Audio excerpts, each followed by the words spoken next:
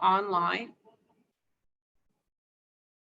And it'll be online shortly, a few days after, on our website for reference, along with a copy of the questions that come up. So that's great. All right, so without further ado, we'll start with some introductions here.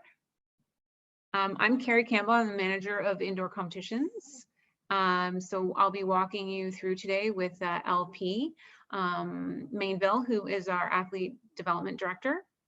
And also on the call, we got lots of staffers. We got Alicia Liddams, our program director, Lindsay Bax, our business development manager, Caitlin Arscott, and Mark Wiersma, who is our ever stellar youth comp delivery team, Dylan, who is our communication manager as well. And I believe Joanne's there too. So Joanne is our fearless leader, executive director. So there we go. So I'm going to start sharing my screen so we can all look at our presentation today. Okay. So welcome everybody again. We are very excited to talk to you guys this evening. I feel like it's finally about good news and progress forward and something to look forward to rather than our typical return to play protocols and some of the not so good environmental stuff that's happening out there right now. So we would like to introduce everybody to the Early Contact Initiative. So it is growth on our indoor youth competition program. So what we will be talking about today is why we wanted to develop the Early Contact Initiative and improve on our competition structure. What is the Early Contact Initiative? And we have that broken down into three subcategories here that we'll go over. Some timelines and next steps, and then we'll talk about finding your fit. So that's kind of a new concept for us, and Lindsay, our business development manager, will touch on that for everybody. So I think we are going to head on over, and LP, I'm going to pass the baton and say, here you go. Awesome. Thanks, Gary. Hello, everybody. Just 1 second here. Okay, I feel like I'm ready to go. Okay. Yeah, so like Gary said, I'm LP. I'm the athlete development director for the OVA, and it's a pleasure for me to actually get this started, get the conversation going on behalf of our staff and all of the people that worked on this initiative, which is all the members of our indoor development committee. And so, so we wanted to start by talking a little bit about kind of the OVA. And recently, last year, we introduced a new strategic plan, and we wanted to remind everybody of our OVA's mission, just to help put everything in context. And so our mission is stated as you can see on your screen here. So the OVA is an athlete-centered association providing leadership and expertise in the growth, development, and delivery of volleyball in Ontario. And this was really important for all of us who worked on this. You know, that concept of being a leader in volleyball. And some of our strategic objectives, we have many, but I've listed a few of them here on the screen. So one of them is that we want to deliver quality, fit for purpose, experiential programming for all people involved. So athletes, coaches, referees, etc. We want to remove barriers to participation, and that's a big one, right? We definitely want to be inclusive, and we want everybody to find a place for themselves that's going to be meaningful within the OVA. And we are committed to an innovation mindset, and that was something that came out of the most recent strategic plan, where we really wanted to keep thinking outside the box and you know, keep our mind open to suggestions and look for ways to always do things better. So I wanted to remind everybody of those things just as we move forward, because they're gonna make sense once we get into the core of the early contact initiative. So there were some element, of context in recent years that have led to this. One of them is definitely, the rapid growth of the OVA in the few years leading to this pandemic. And especially, at a younger age, where we've seen in the span of a few years, the creation of a 12U category on the girls' side, then on the boys' side, and then 11U on the girls' side, within like a few years only. And this is awesome. But when we did that, we didn't spend, I guess, perhaps like the time that we should have consulted with, the members, and looked at LTD and all these things to really see how to best introduce those divisions. We kind of did it. We adjusted some things, but we did it pretty much similarly to all of the other age groups that we have as a model. Just because of everything happening and us being very busy all the time. So that kind of happened. Then last year, the Canadian Sport for Life released the new LTD 3.0 for all sports. And in the course of the last year, Volleyball Canada has been working on the new version of the volleyball long-term development model that will be released at some point, by the end of the summer. We've been fortunate to be privy to some of the drafts of that document in recent months. And so the last LTD document that we had for volleyball dates from 2006. So lots of things have changed since then in terms of our knowledge and the research that's been done. So having that kind of new body of knowledge and science was something that we couldn't ignore and that we needed to look at in terms of seeing how we can make improvements to what we do. Then last year as well, or is it the year before now? I forget. Everything gets mixed up. But we, within the last year and a half, we created the Endor Volleyball Development Committee, which is a committee chaired by Bruce Stafford and Paul Pavin, and that has about 10 members, I believe, at this time, from clubs from across the province, right? And so these are people who are in the clubs, or coaches, or club executives, working on the ground, who are there to advise our staff in terms of the initiatives that we want to bring forward, and advise us on the the delivery, I guess, of our strategic objectives, right? And so that committee was created in the last year and a half. And yeah, and then we put surveys out on a regular basis, and there were definitely some things appearing in some of the surveys that that led us to believe that we needed to look at different ways of doing competition. So all of that, combined with some time provided by the pandemic and things being kind of mixed up, offered us a real good opportunity to take the time to work with the committee in order to find ways to improve our competition structure. Now, the early stages of our competition structure was identified as a priority for the reason I mentioned earlier. And what we decided to do with the help of the committee was to do some work in aligning the competition with research-based and long-term development defined characteristics of quality, positive, and developmentally beneficial youth sport experience. What does that mean?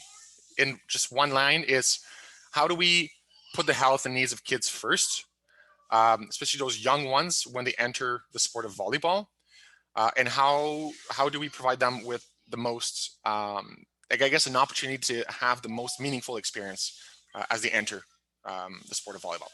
So we started looking at that, and then the slide changed.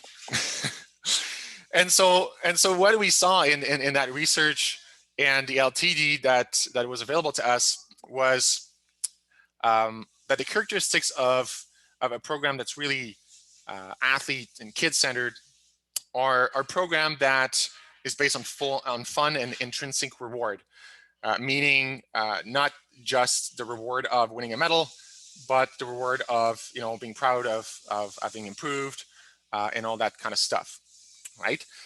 It's programs that remove those barriers to access. They're very there's a place for everybody to enter the sport. The programs are developmentally appropriate, right? And then the formats of the game are also appropriate for their level of skills. They're programs where at the very young age where we de-emphasize winning. So where result is not as important as just the fact of playing the game and competing, right? Obviously, when we compete, we want to win. But what happens when we put like really big incentives on, attached to winning, then we tend to get away from doing what's going to make the game fun and joyful and developmentally appropriate, and then promote development and participation. So those were the characteristics of that we could find in the literature and the new LTD, and this is really what the committee and the staff kept in mind as we start to look at how to improve our competition structure at a young age.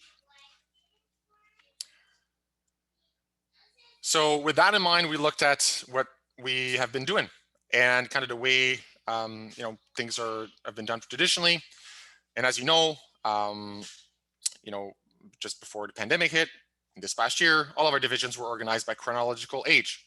Now we know that there can be a difference up to 4 years in development between two athletes of the same age.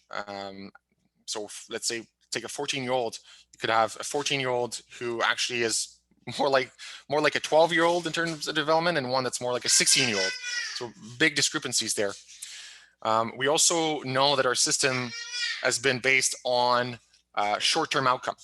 So we must win if we don't want to be relegated, or we must win if we want to move to championship or to premier and play better teams or get more points so we can be in Div 1 at provincials and stuff like that.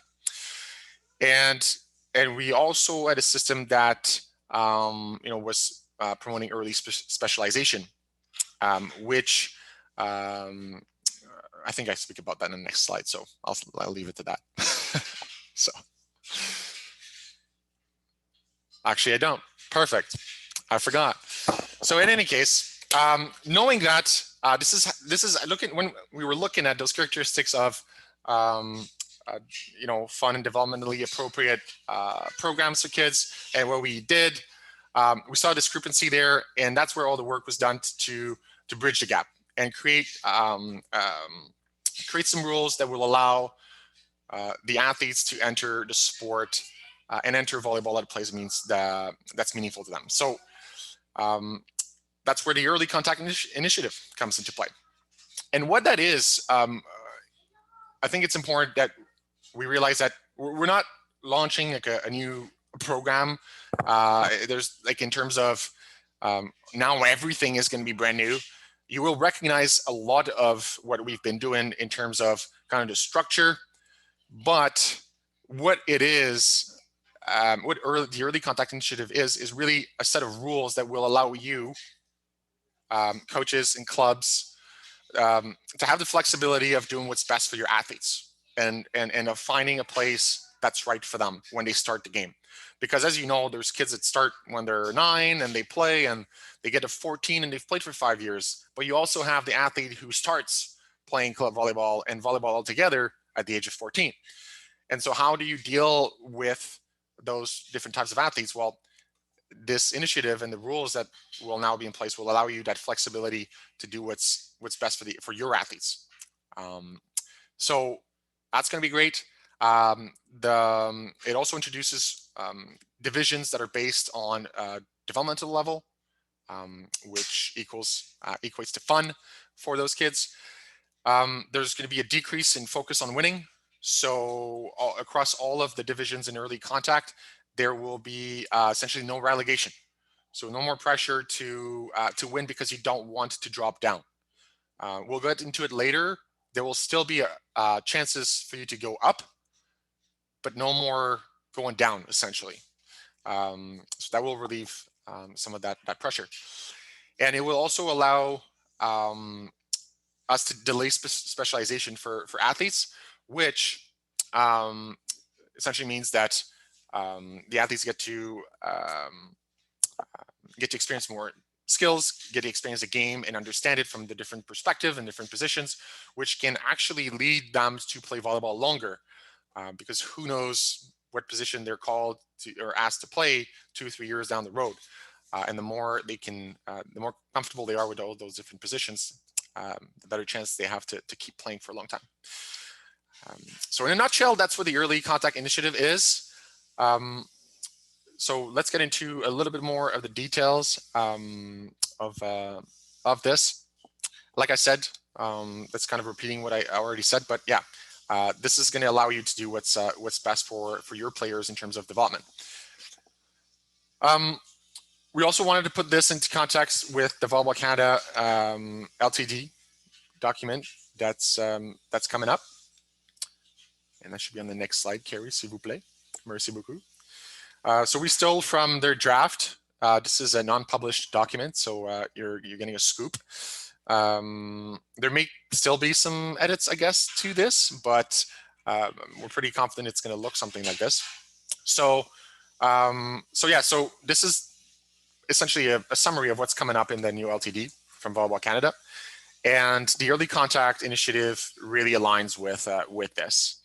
And there's one rule and one thing that I want you to kind of pay attention to here, which you will hear more of in the coming months and as we lead into next year, is the 2 out of 3 rule that Volleyball Canada is bringing up. And it's essentially a rule of thumb that's going to allow all of us and coaches and clubs to help determine kind of what's the appropriate stage for their young athletes when they enter the sport of volleyball. And that rule is essentially based on the concept of being able, within the format that you play, to get to 3 contacts, so that there are some rallies happening and we go through the cycle of actions of volleyball, the reception, the set, the attack, and so on. We know that when we put very young and inexperienced kids into a game that's too advanced for them, what ends up happening is that there are a lot of missed serves or a lot of aces, and the kids end up not actually playing volleyball. They end up just standing there and watching aces and missed serves. And that's obviously not what anybody wants for athletes. So there's going to be some stuff coming up in terms of tools that will help you implement this and actually use this to determine where your younger athletes are. So just wanted to mention that because you're going to hear about it again as we move forward.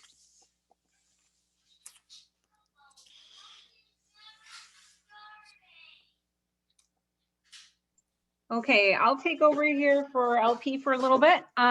So this is what our traditional competition model looks like. You have your age and you get funneled into that division where you participate. And as LP had mentioned before, there could be, 2-3 year gap in development between any one of these age groups. So this is what we currently have, and this is what this Early Contact Initiative will be able to do. So we are going to have a different naming system for some of our early contact age divisions, and we're going to allow flexibility for birth years within these age divisions. So traditionally our 11 and 12 U's are going to be offered competitions that are 4-on-4 Rallyball. We'll get into Rallyball a little later, but essentially everybody is familiar with it. It's triple ball. And then our traditional 13U will have flexibility what age birth years can participate in that, and that will be our 6-on-6 Rallyball. And then our 14s and 15s and even some 13s can play a TNS. Now, TNS is short form for traditional non-specialized. So that's just the game, traditional non-specialized volleyball. So taking out the 3-ball aspect. So as you can see, there's a lot more potential for you to find your fit, to look at your team, your composition of your team, and really pick a format that suits that team and where you guys are going to develop and learn. So that is, although it seems a little arrowy here, it really will make sense coming down through our charts here, but it's just a really flexible system that is developmentally appropriate forms of the game, and it's better aligned with our new LTAD coming out. Okay, so LP, this is you. Yeah, for sure. Thanks, Gary. So the so yeah, let's talk about that first stage. So the 4-on-4 Rallyball. So sorry, I had to do something for the kids. So I don't know if you mentioned this yet, Carrie, but the Rallyball divisions will essentially implement the triple ball rules, so that will allow for lots of rallies. Hence the name of the division, Rallyball. So 4-on-4 for the little ones, really what it accomplishes is well, since we have fewer players on the court, that means we got more players more involved and getting more touches on the ball. And then more touches on the ball means more fun and engagement, for the athletes. And that's and again, looking back at that research, we know that when you question young kids, this is what they want, and the more touches that they have, the more fun they have, and the more likely they are to stick with the sport and want to progress to that next stage.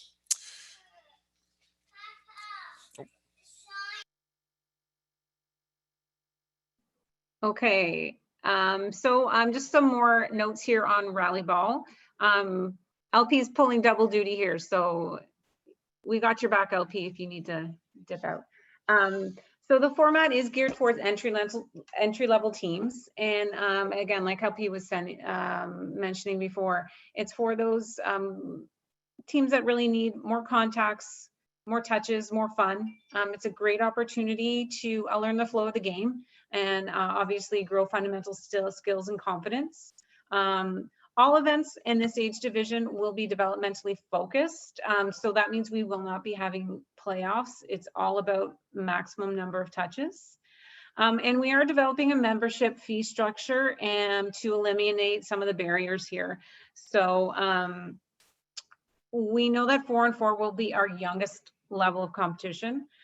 So we are looking at only offering them a recreational membership fee structure if this is the only division they'll be playing in. So we want to eliminate that and make sure that there's opportunity for them to play still and experience competition.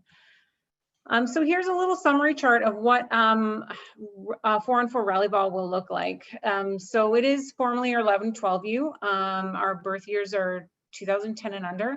We are also going to be offering a co-ed male division. So it has been, we do know that our boys are outnumbered at least 3-to-1. So we really struggle to get our numbers up on the boys side. So we don't want to lose any of those younger kids that are really interested. So we are going to allow a male co-ed division. So to make sure we're getting as many kids playing and reducing those barriers. And it is going to be 5 events for these kids in the season, starting hopefully in September, or not a September, I guess seasons will start in November. Yeah, so it's all right there. So it's a regional competition with round robin formats. It's fair play. We are going to have a flexibility with our court size as well, just to kind of, again, to reduce those barriers. We are going to allow double badminton courts or a 7x14 full court. You know, we want to make sure that, again, we're reducing barriers for this age group and making sure that they're able to compete and not having to worry about some facilities. Yeah, so those are the main points for our Rallyball there, 4v4 Rallyball. And as well, we should mention that we will be permitting teams to split your roster. So if you have obviously training 4-on-4, you need numbers to play, and then when you're at a tournament, only allowing 4 kids on the court at a time can be tough. So we will be looking at roster splitting for these events as well, so you can come to a tournament with a 2 teams out of your 1 roster. Okay. LP. Yes. Okay, so then after that 4-on-4 Rallyball division, we get into the 6-on-6 Rallyball division, and in this one, well, you know, the purpose behind this division here is similar to the triple ball that we've been doing in traditionally with our 13U group. So we know that, like I said earlier, like with triple ball, we have less aces and misserves, so more opportunities for rallies. Okay, so we know that at the younger age groups, like I said, more than 50% of serves end the rally. So triple ball allows more of those rallies. Actually allows us to get 2+ times the number of rallies, so over 100% increase in number of rallies, which is a lot of fun. Thank you. And just at the end of the day, just more opportunities to bump and set and hit. So when we look at the stats from the triple ball rules, we see that it's over 95% of those free balls that lead to an attack versus 50% of the serves that get missed. I'm sorry, I'm getting a little distracted here. Everybody's safe though. That's good. So moving on. Oh, okay, yes. So again, 6-on-6 Rallyball. It's a format geared towards teams and athletes with exposure to Rallyball in the 4 versus 4 format. And again, those needing more rallies to learn the flow of the game. Great opportunity again to further develop your fundamental skills and be introduced to the systems of the 6-on-6 game. And for these events, they will be alternating development and challenge events. So I'll talk about that a little bit in our next slide here.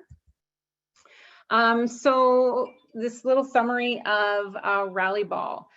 Formerly 13-14U, we are having a 24-month eligibility here. So this is those arrows crossing over that we were talking about. So this means that there's a larger number of kids that can access this stream if they fit. Obviously, we'll be providing education and a lot of coach resources on this so you guys understand if your team does fit here or not. We will be having male and female divisions. We're having 5 regular season events for these guys as well. And we are going to be regionally based with alternating development and challenge events. So what that means is we are having a development event where we focus on touches, round robin play, getting used to competition. And then the following event will be a challenge event. So that means we will be having a playoff. So that's, again, introducing the sport and winning and losing and all that kind of stuff. We do have to say that there will be a split in this age division, simply because of the numbers that we are expecting, and that is a divisional split. So traditionally in these numbers, Caitlin, correct me if I'm wrong, we're about 130 teams within our 13 and 14U age division. That's a lot of teams. And that's in order to accommodate those numbers and making sure that we are hitting one of our goals of equal competition, meaningful competition, we will have to create that split. But again, it'll be very with the mindset of regional and trying to keep those travelings down. Again, fair play, our net heights are traditional, what they have been for these age divisions. Same with the court size. So that's a little summary of our 6-on-6 Rallyball.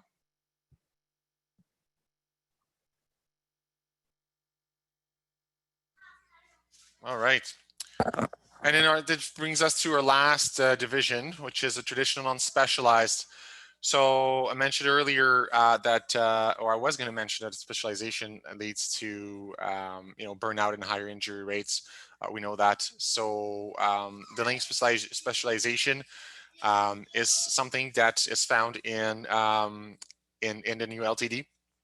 And so we wanted to align with that. We know, like I said, playing multiple positions helps athletes understand the game from different positions, and also it helps them develop transferable skills. And like I said, it supports long-term participation. So this is really the goal for this for this division. And Carrie will get into the details, but there will be a progression of non-specialization.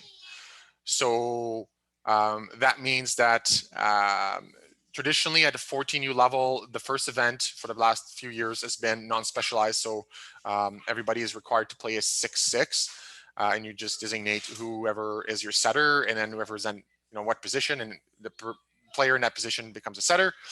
So this is how the season will start, but it will evolve to allow you more flexibility in how you want to start specializing your athletes without fully specializing them. So again, it's that flexibility for clubs and for coaches to do kind of what's best for their athletes, and like that evolution over the course of the season. That's going to be great.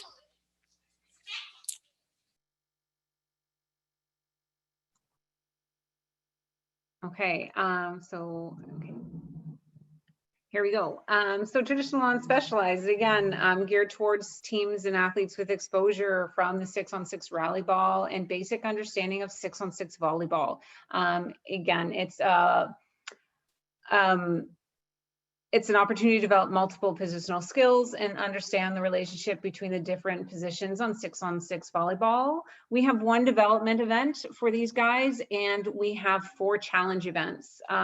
So they're a little bit different, more of a progression, and then there's going to be no downward movement for these guys. So once you make it into a division or a tier, you're there.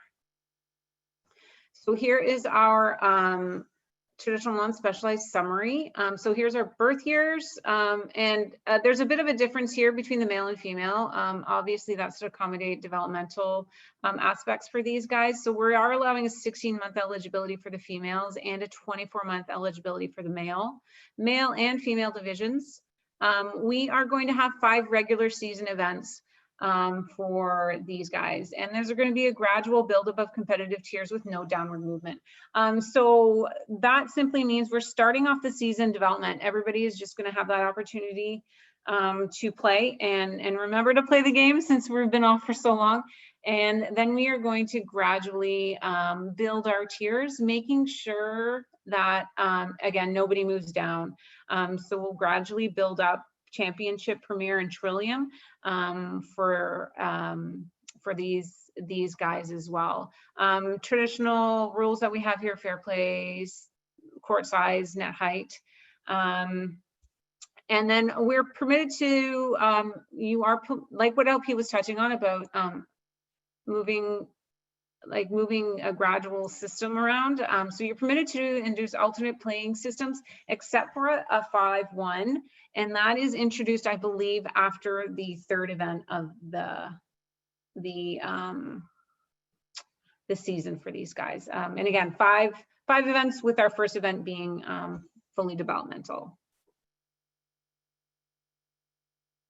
Oh, okay. So there we are. That's a look at our early contact initiative.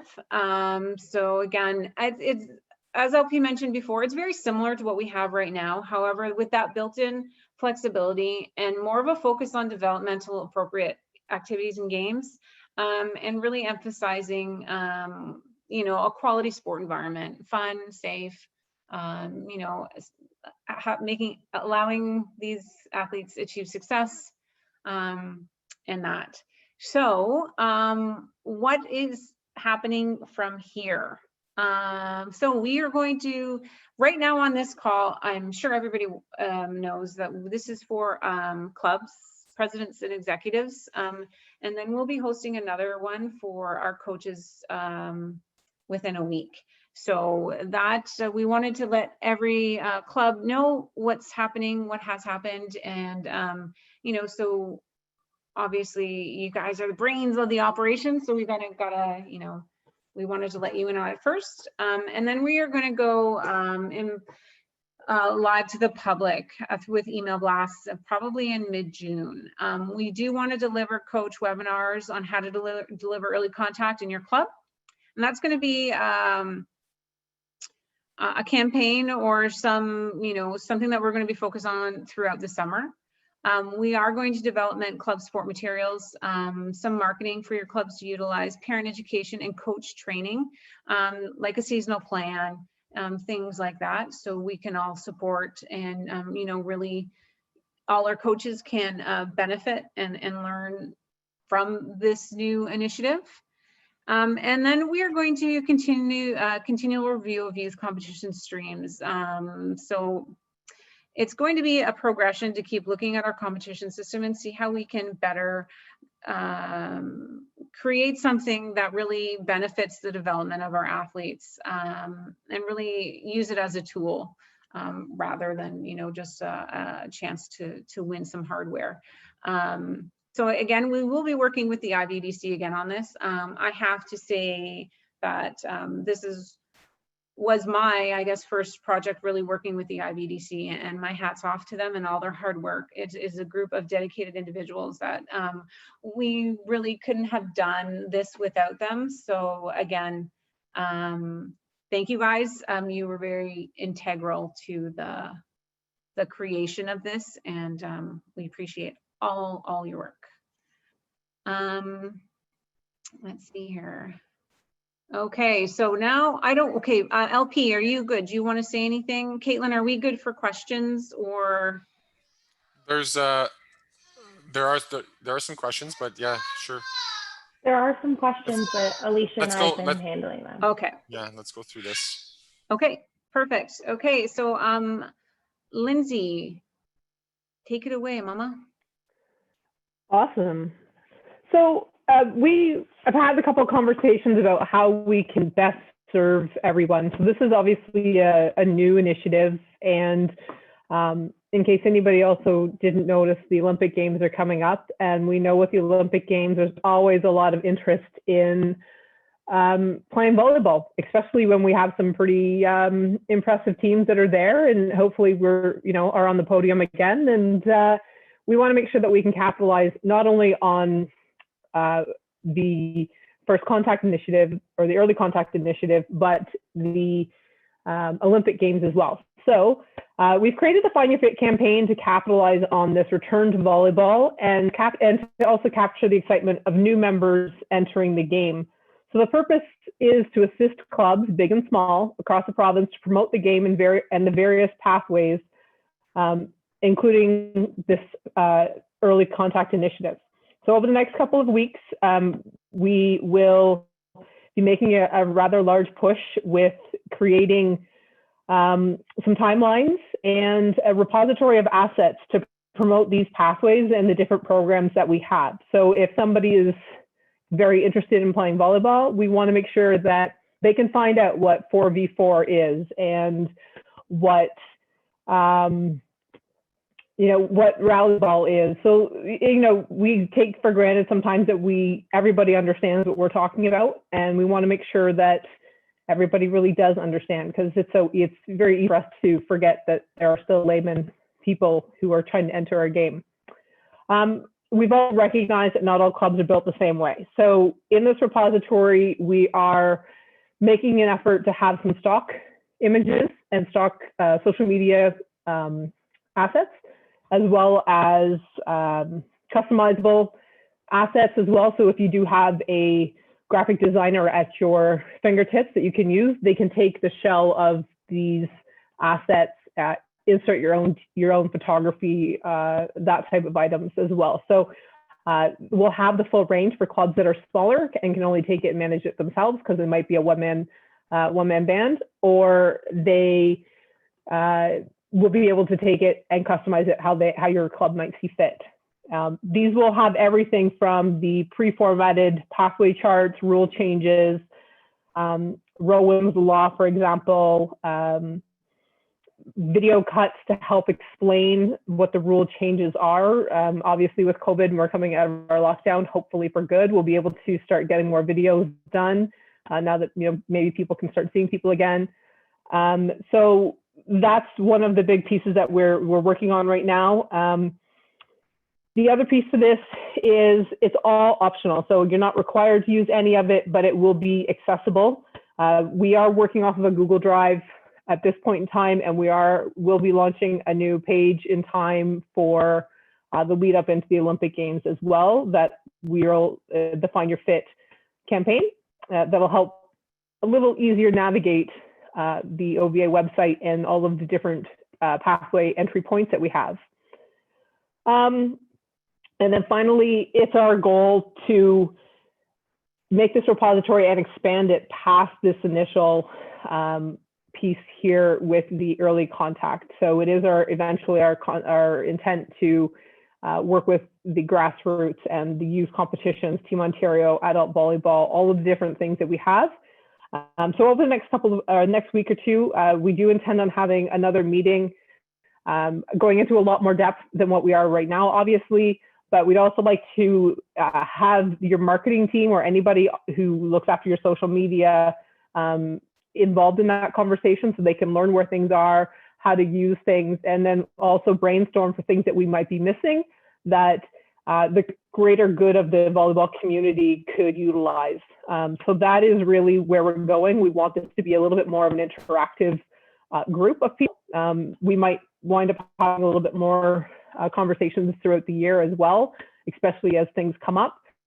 Coming out of COVID right now is actually going to be an excellent time, then obviously capitalizing on the Olympic Games, and hopefully our Canadian success with the Olympic Games is really what we're looking to capitalize on. And if we can all amplify the messages in the same tone and the same wording, anybody new coming to the game or anybody who might not be as familiar as we are, who live and breathe it every day, the easier we make it for them to get into the game and to understand where they best fit, the better chances we are for your clubs to be successful with having more people join or at least express an interest in it, for then you guys to be able to sell your product and sell your club. So anything we can do to help do that is our goal right now.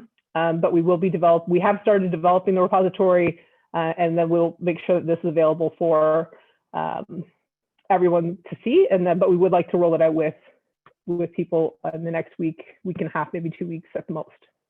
So that's all I got. Thank you.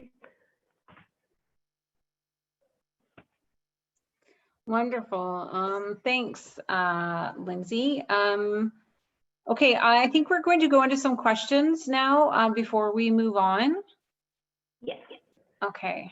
Okay, so I just have a couple of questions. I'm just going to say them out. I've been writing a couple down. Either you or LP can answer, whoever wants to answer them. No, sorry, Caitlin, just before I do that, Carrie, can you remove the share screen so we can actually see each other and people? That'd be nice. Thank you. Beautiful. Okay. If a club is in a distant geographical location and they wanted to run a 4-on-4 in their region, would they be eligible to enter OCs, or would they have to play in a minimum number of OVA events? Right. 4-on-4 is completely open. So we're not going to have a minimum requirement for Ontario championships. So, right. So you can have a 4-on-4 event and come on to OCs. It is going to be a different fee. Like if your team is choosing to stay within the 4-on-4 stream within this early contact, absolutely. You have a reduced fee structure, reduced membership, and there's going to be no eligibility requirements for Ontario championships. Awesome. If we have a coach running 4-on-4 group of 12 and they split up into 2 teams for an event, they're most likely going to need a second coach. So what will be the training requirements? What are going to be coaching requirements? Any of the coaches will have to follow our coach eligibility policy, and that's on the website. It's Yeah, go I LP. can say, yeah, actually it's a really good question. And the answer that we know for now is, like Carrie said, everybody needs to follow the eligibility policy. So you can't actually participate in an event unless you meet the requirements for that. Now, it's a great question because I think we just need to write it down into the specific rules of this category. So the policy says that as a head coach, you need to have 4 modules completed, but as an assistant coach, you only need 2 modules completed. And so that would technically mean that if your assistant coach was to be a head coach during the competition, well, because they're a head coach, technically they should have all 4. Now we will make sure that we specify rules in there that makes it possible for you to have your assistant coach be the head coach of the other team without having to change their requirements just for this event or something like that. We'll make sure it's that. So thanks for bringing that up, because that's not something that had been brought up in our conversation, but it needs to be done. Thank you. And one thing that was just suggested as well is when you're splitting up your teams, maybe use the possibility of using older players as coaches without having to get certification or anything, to kind of give them an opportunity to learn how to coach. So that was good as well. Next question. Are we going to be able to share this meeting with other members of our exec who are not present today? Absolutely. Yeah, for sure. Again, any technical directors, anything like that, we don't want to keep this a secret. I want to say, like, it's not like we're holding our cards really tight and want to slowly leak it out there. We just wanted to make sure that we were talking to our clubs first. The more we can get out there, the better. Obviously, we will have a bit more of a different presentation tailored to a coach for the 8th. So yeah, we're excited about this, and I hope you guys are too. So let's talk about it. Share it. Okay. What about fees? So we mentioned in the questions that 4-on-4 is going to be less expensive. Mm-hmm. But if a team moves up, do we need to upgrade their membership, or how is that going to work? Yes. So if you are choosing, so I should say, obviously, as long as we're eligible on the rosters, you can move within those 3 streams that we talked about. So you're not stuck in 4-on-4 and like, oh, I can't go anywhere. You can challenge yourself and play 6-on-6 Rallyball if you choose. But if you do choose to do that, then we will ask you to upgrade your membership. Awesome. I think that's all the questions, but if I did miss your question, please just write it again. There was a lot of information going at once, so if I missed it, please let me know. And sorry, Caitlin, can I just add one more quick thing just to add to Carrie's there at the last minute? Just want to quickly mention too that it's not like you're locked in this first contact. So we're talking about moving within 11 years and you can play 4-on-4 to 6-on-6 traditional non-specialized. It's a seamless transition to the rest of our youth competition. So if you're a 14U team and feel like traditional non-specialized is not a good fit for your team, you can easily just play 15U for the season, which would see your traditional promotion relegation, what you've been used to seeing for in the past all age groups. But yeah, just keep in mind it's a kind of a smooth transition throughout all ages. Yeah, I was gonna mention something like that too. I know I've seen an exchange in the chat there. And that's a great point, Mark. And I even think that, a lot of the language that we're using right now to talk about our teams are still, we're still talking about a 12U, 11U, a 13U, a 14U team.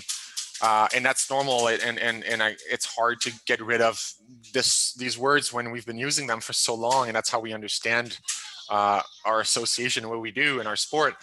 But we really think that as we move forward and clubs and coaches get used to this, to these rules and these formats, is what it will allow you to do is eventually, you're going to still as a club be looking at, okay, well, I need, for example, I need 15 kids born in 2000 and I don't know, next year is going to be, let's say 2010. If I want to have a group that's going to make it all the way to 18U, for example, let's just say I need 15 kids that are born this year.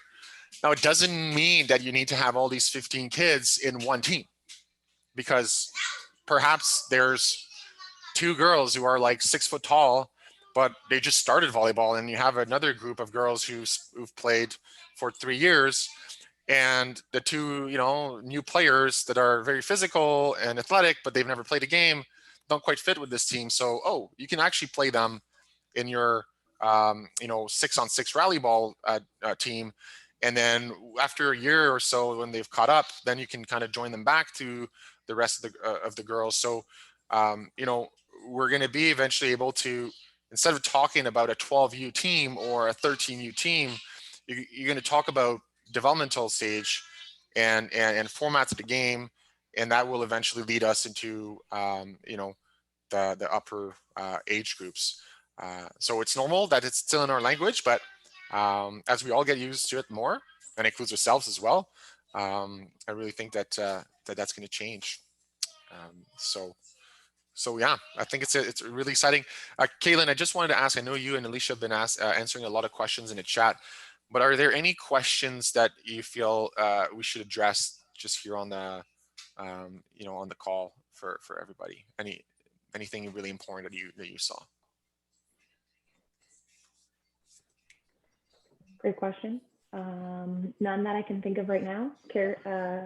Alicia, do you have any at all? There's just one question earlier on, just about modifying courts for the 4-on-4, and any suggestions on net setups and stuff like that that we could provide. That would be very helpful. Yeah, we'll make sure that's all included in our trickle out of information that we're going to have over the summer for sure.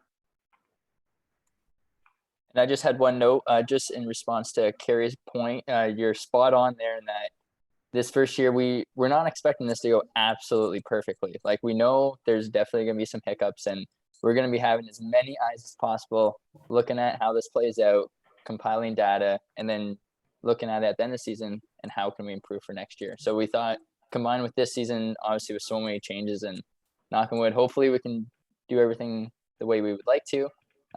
But with it being kind of a unique season, it'd be a good way to start off, and then obviously try and build each year and make it better and better. And it's kind of, and this is what we talked about with the IVDC as well, it's kind of a good transition year, right? Like, we've been away from the courts. By the time we get back, it'll be 1.5 years, and kids that have never played an OVA will be able to get that first point of entry in the early contact phases, so they don't know any differently. So it's great that we're starting at these younger age groups and making these changes, so as they progress through the system for the OVA competitions, even if it's new every single year for the older age groups, they'll kind of be the ones that progress through it and have never experienced differently. So that's, that's part of the plan. Also for Carrie or youth comp teams or LP, just some questions about if there's a point structure, or like, what do teams win, if anything, especially down on the 404s or 6-on-6s, what does that look like? Right. So our little guys, our 4v4s, we are going to look at giving away little promotional items for our seasonal events. We will have an Ontario champion for these guys, and we will give out medals for these guys. That's right? We're giving out medals for these guys at OCs. Okay, sorry. For our challenge events within our 6-on-6 Rallyball, they will be getting medals and a point system as well. And for our traditional non-specialized, yes, points and medals for our challenge events. So those ones for remaining events. And there won't be as much emphasis on, because I know traditionally, as you all know, for example, Division 1, you want to finish that top 16 going into OCs, because you have a way better chance of getting to the final, like quarterfinals or semis. But especially at 4-on-4, with there being no points, there's no rank essentially or a seed to start OCs. So it's just like a big jamboree style tournament. And then we will have some sort of seeding for the 6-on-6, just with the sheer number of teams, we have to break it out into divisions from a competitive balance standpoint. but we're looking at more of a VC model where it'd be one single serpentine instead of our typical double serpentine for OCs, just to help put less of an emphasis on exactly where your seat is at OCs. Okay, 2 more questions that just popped up, and then we can try and move on. But what is considered regional? For example, our Northern Ontario teams whose closest competitive team is an hour and a half away. Right. We do still understand our geographical complications of being in Ontario and being so big. Regionally is really based on a number of things. The number of teams within your region and the number of teams that register in our events. Our youth comp team, Mark and Caitlin, honestly, they do an amazing job of trying to make sure travel is limited as much as possible. So they're going to be working on that as best they can. So we really are a victim to the number of teams that register. And where those teams are that register. We are going to try to just make it work as best we can. So fingers crossed it all goes well. And we do have a lot of flexibility we're not locked into that 9-team or 12-team.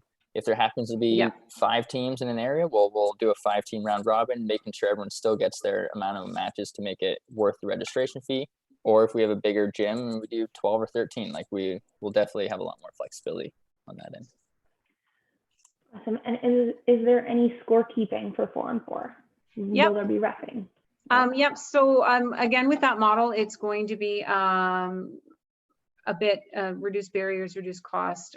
We will be keeping score. The format that we would like to use for that is 3 games to 15. So obviously it's about touches, very similar to the same points you would get for 2 points to 2 games 25. And we are looking at court monitors for this event. So there'll be specialists of the games and there to help everybody out and learn the rules, but again, more focused on development, fun, learning the game. And again, these are probably going to be clubs that will be hosting these events? Yes, same model of hosting that we've used in the past. But the good thing about this as well, if we're doing smaller tournaments as well, it opens up a lot of opportunities for using smaller court facilities. So 2 courts versus having to have 3 or up to 6 if we're doing bigger tournaments. So hopefully we have access to any facility comes fall, but definitely more for 2 courts as well. Exactly. Okay, so that's it for the questions. So I know that we have a couple more slides to get through. But again, if you guys have any other questions, just put them in the chat and we'll continue with that. Okay, so I'm just going to share my screen here. Okay, back at it. Okay, since we all have you here, what's happening? So we know we've lost a year of volleyball.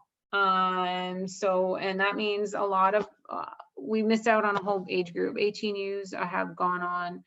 So we really wanted to address this. So we sat down as a group and kind of looked at like a purpose or a goal of a 19U eligibility. So we wanted to make sure that we were capturing those players who missed out on the 2021 season and give them another opportunity to play in the OVA. So this is specifically going to target those athletes who are not playing post-secondary teams, but would still like to be playing competitive volleyball. So how we wanted to address that was just expanding the 18U age category to include 19U athletes that are, again, not a part of any post-secondary school roster. So it'll be kind of looked at a combined 19-18U competition stream within Ontario. National eligibilities may differ. So it's important to always kind of look that sometimes our eligibility rules for our provincial championships may be different than what national championships are. So we wanted to create a system where clubs can choose how they want to compose their teams. So we're basically eliminating any restrictions on 19U athletes. So we're going to allow them to play for a year within this season, just to make sure that they have a chance to play. And it really will be kind of also a little bit of a pilot for us to see moving forward if there is enough interest to increase our competitions offerings to a 19U or a 20U or something like that. So yeah, next year we will be allowing those 19U kids on the roster with no limitations, and if they're available to play and if they're interested, then yeah, that's what we want to do to make sure that they're going to they're going to have a chance to play. So it's not going to be just total miss out on their 18U year if they choose to. And we don't know if they're going to choose to. We know 19Us have a lot of pull on their time with school, work, all the other stuff that happens when you're a young adult. So yeah, I don't know, LP, Mark, Caitlin. Oh, nothing. I just see a question specifically for that in the chat from Ken. This is the solution for this year. Yeah. It is for this year to kind of compensate for what happened this past year. Now, we will be looking at if there is a way for us to actually do something for older athletes. So I think also Carrie mentioned bringing back 20U teams or something like that. So we will be looking over the course of the next year with in collaboration again with the IVDC, the Indoor Volleyball Development Committee, looking at what we do actually on a more consistent basis and for the future to include more athletes and perhaps some of these older athletes. So this is this year's solution, but we'll be looking at a more permanent one to include older athletes. That's right. Okay. Now, any more questions? There is just one question that I do know was asked. If people have feedback for this program or they have more questions, what are they supposed to do? Exactly. So email any single one of us, myself, Mark, Caitlin. We've really been in and out of these this program initiative for the last long time. So feel free to ask any one of this. We will be updating the website with a lot of this information. We do have a summary sheet that will be posted to the website very shortly. And then again, keep looking to our socials and for emails for our release of our coaches information, parents information, things like that. Yeah, to add to that too, we are having, Dylan, did that go out to all of the coaches already through communications? Just a coach meeting on this? Perfect. So we want to continue with the education and focus on educating the club executives, the leaders, the coaches before we put it out to the general public. So Carrie kind of touched on it earlier with the 19Us and tryout window as well. That's why everything was pushed back. We didn't want to release a new tryout window with all of this new terminology and people would be like, what the hell is 4-on-4 Rallyball? Because people wouldn't know how to add players to that level. So anyways, that's kind of what we're doing. And then so once all of these meetings have taken place, all the website stuff will be available for the general membership and public, so the parents and the athletes, and that will really help and give you guys time to prepare to be able to provide answers to parents, because we know they'll have a ton of questions. So like Lindsay touched on, that toolkit for the clubs, there will be a ton of training. We're also working with our coaching committee chairs to come up with some coaching webinars to also assist with the where does my team fit? How do I develop all of my athletes holistically on my team? Lots of stuff coming. So stay tuned for that. Exactly. So, and again, this was kind of just a brief overview of why and what is.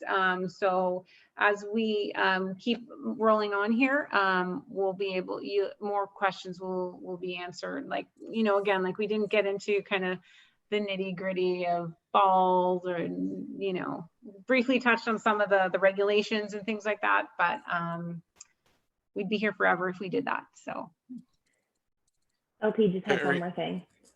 Yeah, I have someone sent me a private question. So I don't know if there was miscommunication. I had to step out at some point, but just a clarification for traditional and specialized. You can technically, yeah, you don't have to stay in like full 6-6 the entire year. You will be able to progress after the second event to 6-2 or 6-3 or whatever else, whatever other half specialized system that you want to use. Essentially, the only one that you can't use will be a 6-1 where you, sorry, 5-1 where you only have one setter for that division. I also want to address so John's question. So if a typical 12U team used to play up in the 13U tournaments as well as 12U, they would have 8 tournaments, and now they will have 5. Question mark. So if I understand your question, John, no. So if your team plays in 4-on-4, for example, you have five events, you're still free to have your team try a 6-on-6 Rallyball event and actually try 3 of them if you want to. So no, you can still have 8 tournaments. Now, if your question is, okay, well, I don't want my 12U team to play any of these, so I want to sign up my 12U team for 15U, then they only play 5 tournaments, or I want to play my 12U team, so sorry, my team of 12s at traditional and specialized all year, they only have 5 tournaments and I can't play up. Well, then yeah, you can play up at 15U. Like, you can always play up. So you can really play the number of tournaments that you want. And one of the things that we will actually put out closer to September are suggestions of seasonal plan on how, if you're a coach and you're new to a specific format, well, how can you actually set up your season with the tournaments of this division, plus supplementing with other types of events and competition in order to meet the LTD recommended training to competition ratio. So we'll have that as suggestions. Obviously, they're not mandated. They won't be mandated season plan at all. They're just going to be kind of suggestions to help coaches kind of plan their season. So in a way that that could be really good from an LTD perspective. So hopefully that answers the question. There's a lot of flexibility in this. A lot of flexibility. Like we said earlier, we wanted like what's you know your athletes.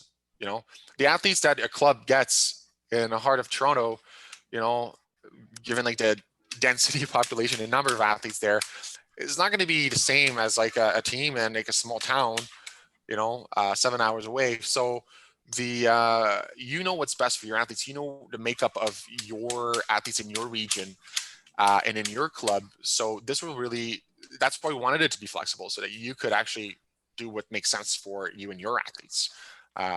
So if you want to play 8 tournaments, there's going to be a way for you to do that.